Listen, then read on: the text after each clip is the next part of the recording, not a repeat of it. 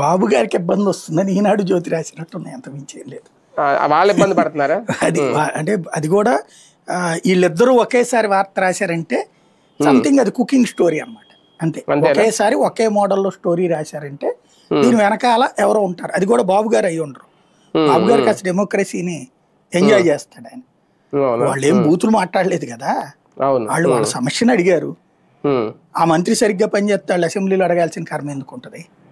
లేదో చెప్పారు వాళ్ళ సమస్య, దానికి సంబంధించి ఇప్పుడు ఆయన సిఐ గురించి చేశారు, లేకపోతే కోన రవికుమార్ ఇంకో ఇష్యూ గురించి మాట్లాడారా, బుచ్చి చౌదరి మాట్లాడింది ఏంటి?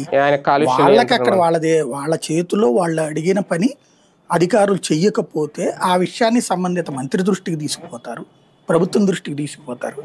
అయినా కూడా స్పందన రానప్పుడు అసెంబ్లీలో రైట్ చేస్తున్నారు.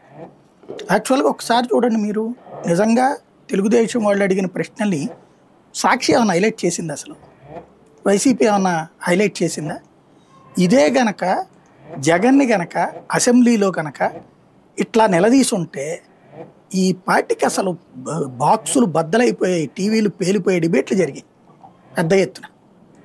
అలాంటిది ఇక్కడ అసలు వార్త ఈనాడు జ్యోతి పోని రాసినయే, వాళ్ళు ఎవరన్నా రాశారా ఈ వార్తలు? ఏది బుచ్చి చౌదరి ఇట్లా నిలదీశాడు, కోన రవికుమార్ నిలదీశాడు అన్నటువంటిది, ప్రభుత్వాన్ని నెగ్గదీశాడు అని రాశారా?